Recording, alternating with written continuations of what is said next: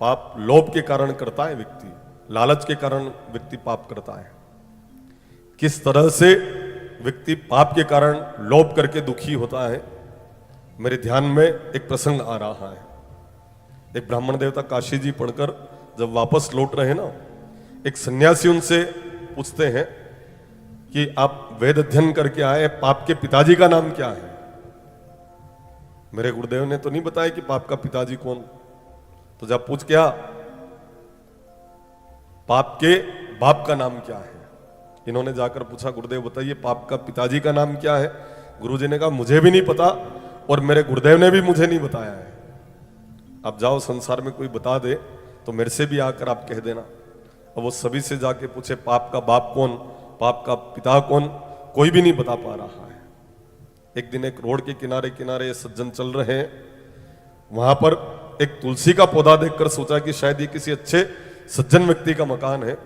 अंदर प्रवेश पाते हैं वो जलपान की इच्छा से। एक वेश्या निकल कर आती है और कहती महाराज आप बहुत ही गलत जगह आ गए हैं, मैं देह व्यापार करती हूं, आपको यहां नहीं आना चाहिए था महाराज, आपको पाप लग गया है। अरे महाराज यहां पर मैं देह व्यापार करती हूं, अनाचार होता है, अधर्म होता है, आपको नहीं आना चाहिए था यहां पर। महाराज जी कहते मैं तो तुलसी का पौधा देख के चला आया, मैं फिर निकल रहा हूं। जैसे ही वो निकलने लग गए उस गणिका ने कहा महाराज आने से पाप तो आपको लग ही गया है, जल तो पान कर ही लो, कम से कम आ तो गए आप, जलपान भी कर लो। नहीं मेरा धर्म भ्रष्ट हो जाएगा। महाराज आपके आने से धर्म भ्रष्ट तो हो ही गया आपका, जलपान कर लो, मैं आपको 100 सोने की अशर्फियां दूंगी। महाराज जी ने सोचा कि आने से पाप तो लग ही गया है, भरी गाड़ी में हुपड़ा कई बोझ, अब आ तो गए हैं, दे 100 सोने की अशर्फियां और पिला दे भले जल। उस गणिका ने जल पिलाया, 100 सोने की अशर्फियां महाराज जी ने ली। जैसे ही महाराज जी बाहर निकलने लग गए उस गणिका ने कहा मैं भोजन भी बना दूं क्या? अरे मेरा धर्म भ्रष्ट हो जाएगा। महाराज धर्म की बात तो करो ही मत, भ्रष्ट तो हो ही गया वो तो। आने से भी धर्म भ्रष्ट हुआ, मेरे हाथ का जलपान किया तो भी धर्म भ्रष्ट हुआ, अब भोजन भी बना दूं क्या? मैं आपको 1000 सोने की अशर्फियां दूंगी। फिर तो भले बना दे भोजन, अगर सोने की अशर्फियां दे रही ना तो बना दे भोजन। भोजन बनाया और जैसे ही भोजन परोसा महाराज जी के सामने, गणिका ने कहा मैं अपने हाथ से खिला दूं क्या महाराज आपको? अरे मेरा धर्म भ्रष्ट हो जाएगा। मेरे हाथ का खाने से धर्म भ्रष्ट नहीं हो रहा है, मेरे हाथ से खाओगे तो धर्म भ्रष्ट होगा। मैं आपको 10,000 सोने की अशर्फियां दूंगी। महाराज जी ने मन में विचार किया इतने में तो मैं यज्ञ भी करके आ जाऊंगा, गंगा जी भी जयाऊंगा, अब चूंकि पाप तो लग ही गया आने से, खिला दे बोले अपने हाथ से। जैसे उस गणिका ने ग्रास तोड़ा, महाराज जी के मुख की तरफ बढ़ाया, महाराज जी ने मुख खोला, उस समय इस गणिका ने एक चाटा मार कर कहा महाराज पाप का बाप ढूंढ रहे थे, पाप का बाप लोभ है, इस लोभ के कारण आपका कितना पतन हो गया, विचार कर लो आप। वास्तव में पाप लोभ के कारण ही व्यक्ति करता है। पाप के पिताजी का नाम लोभ है, इसलिए अपने लोभ को कम करके व्यक्ति सुखी और आनंद के साथ जी सकता है। इसीलिए कहा है अगर सुखी होना हो तो लोभ को आप कम कर दीजिए, आप निश्चित सुखी हो जाएंगे।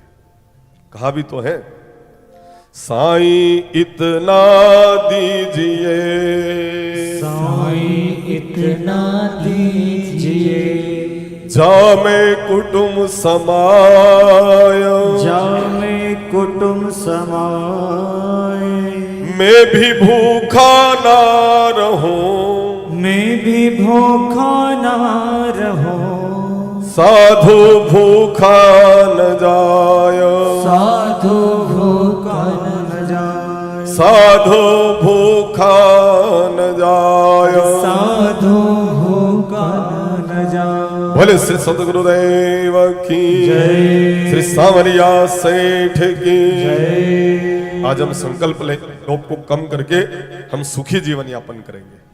आइए प्रिया प्रीतम सरकार को प्रणाम करते हुए, क्योंकि इनकी कृपा के बिना रस और भाव की हमें प्राप्ति हो नहीं पाएगी। जो जिस भाव में राधा जी और कृष्ण जी को स्मरण करता है उसी भाव में उनकी कृपा को व्यक्ति प्राप्त कर लेता है। एक ब्रज क्षेत्र में एक बहुत ही धनाढ्य व्यक्ति हुए हैं, बहुत संपन्न व्यक्ति हुए हैं। इनके 4 बेटे हैं पर बेटी नहीं है। एक वृद्ध महात्मा जी के पास जाकर कहते हैं आशीर्वाद दीजिए, कोई उपाय बताइए कि मेरे यहां पर लली का जन्म हो जाए, एक बालिका भी होनी चाहिए। महात्मा जी ने कहा आपकी उम्र बहुत ज्यादा हो चुकी है, आप तो राधा जी को ही, लाडली जी को ही अपनी बेटी मान लो ना।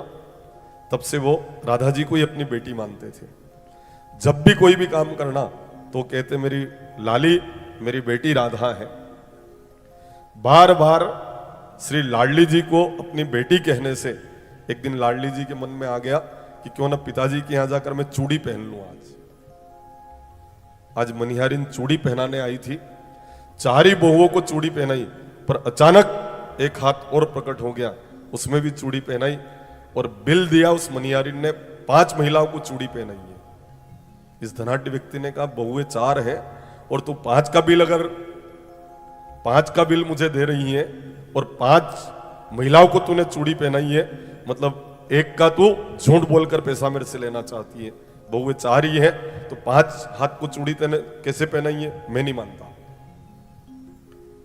जब कुछ भी करते इस धनाढ्य व्यक्ति ने 5वीं महिला को जो चूड़ी पहनाई है ना, उसके पैसे ये धनाढ्य व्यक्ति देने को तैयार नहीं है।